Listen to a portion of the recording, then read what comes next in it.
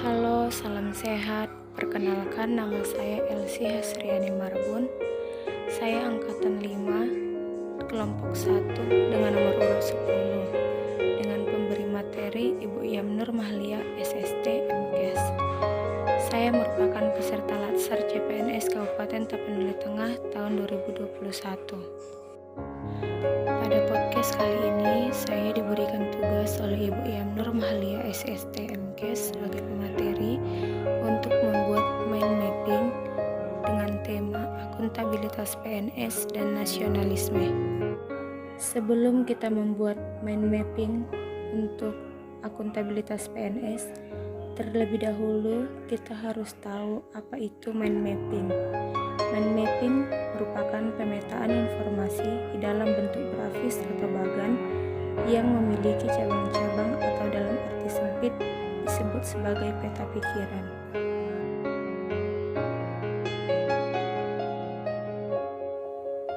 Sedangkan akuntabilitas itu sendiri merupakan suatu kewajiban dalam memenuhi sebuah tanggung jawab yang harus dicapai.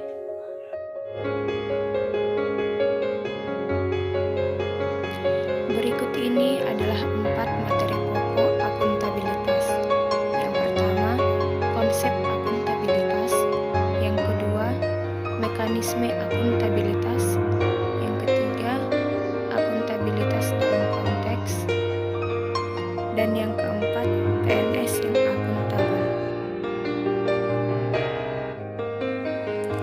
Pada gambar selanjutnya akan dijelaskan secara lebih detail tentang akuntabilitas. Yang pertama adalah konsep akuntabilitas. Konsep akuntabilitas merupakan kemampuan memahami akuntabilitas dari sisi konseptual teoritis sebagai landasan untuk mempraktikkan perilaku yang akuntabel. Terdapat 3 konsep akuntabilitas. Yang pertama, aspek penting akuntabilitas. Yang kedua, tingkat akuntabilitas. Dan yang ketiga, akuntabilitas publik. Terdapat 5 aspek penting dalam akuntabilitas. Yang pertama, akuntabilitas adalah sebuah hubungan. Hubungan yang dimaksud adalah hubungan dua pihak antara individu, kelompok, institusi, dengan negara dan masyarakat. Yang kedua adalah akuntabilitas berorientasi pada hasil, yaitu hasil yang diharapkan dari akuntabilitas adalah perilaku aparat pemerintah yang bertanggung jawab, adil dan inovatif. Yang ketiga adalah akuntabilitas membutuhkan adanya laporan.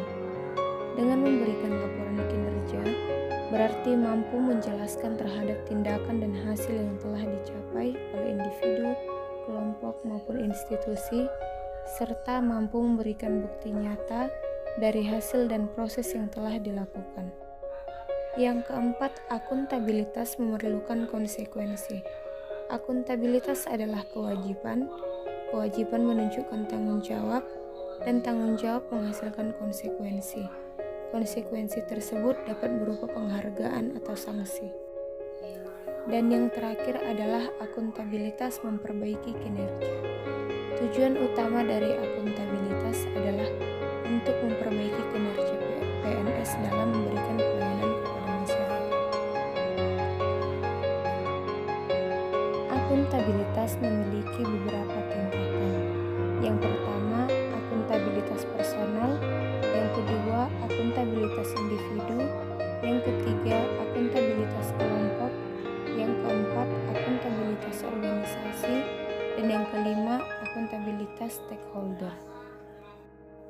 Sedangkan untuk akuntabilitas publik terbagi menjadi 2, yaitu vertikal.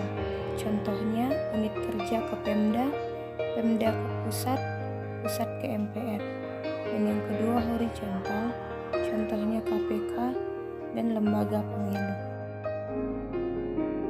Mekanisme akuntabilitas harus mengandung dimensi kerja. Yang pertama, kejujuran dan hukum. Yang kedua, proses. Yang ketiga, program. Dan yang keempat, kebijakan. Adapun alat akuntabilitas yaitu perencanaan strategis, 2 kontrak kinerja, dan yang ketiga laporan kinerja. Akuntabilitas akan menciptakan lingkungan kerja yang akuntabel, yaitu kepemimpinan, transparansi, integrasi, tanggung jawab, keadilan, kepercayaan, keseimbangan, kejelasan, dan konsistensi. Akuntabilitas dalam konteks yang pertama transparansi dan akses informasi, yang kedua praktik curang dan korup, yang ketiga penggunaan sumber daya milik negara, yang keempat penyimpanan dan penggunaan data informasi pemerintah, dan yang kelima konflik kepentingan. Menjadi PNS yang akuntabel. Di dalam Undang-Undang Nomor 5 Tahun 2014 tentang Aparatur Sipil Negara disebutkan bahwa penyelenggaraan kebijakan dan manajemen ASN berdasarkan pada asas profesionalitas, proporsionalitas, keterpaduan, delegasi, netralitas, akuntabilitas, efektif dan efisien, keterbukaan, non-diskriminatif, persatuan dan kesatuan, keadilan dan kesetaraan, serta kesejahteraan. Sedangkan ASN sebagai profesi berlandaskan pada prinsip sebagai berikut. Pertama, nilai dasar. Yang kedua, kode etik dan kode perilaku. Yang ketiga, komitmen, integritas moral, dan tanggung jawab pada pelayanan publik. Yang keempat, kompetensi yang diperlukan sesuai dengan bidang tugas. Yang kelima, kualifikasi akademik. Yang keenam, jaminan perlindungan hukum dan melaksanakan tugas, serta profesionalitas jabatan.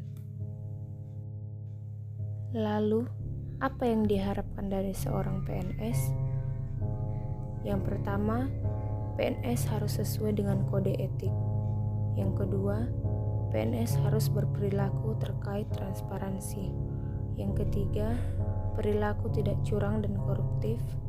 Yang keempat, bertanggung jawab terhadap penggunaan sumber daya negara. Dan yang kelima, perilaku berkaitan dengan konflik kepentingan. Berikut beberapa implementasi nilai-nilai akuntabilitas yang telah saya lakukan di lingkungan tempat saya bekerja. Saya selaku pemegang program lansia mengkoordinir rekan kerja saya untuk ikut mensukseskan program lansia di Desa X. Tetap bersikap transparan terhadap data yang didapat di lapangan untuk dipertanggungjawabkan kepada atasan. Tetap konsisten dalam memberikan edukasi serta pemahaman untuk meningkatkan kualitas hidup para lansia di lingkungan tempat bekerja. Materi yang kedua adalah nasionalisme.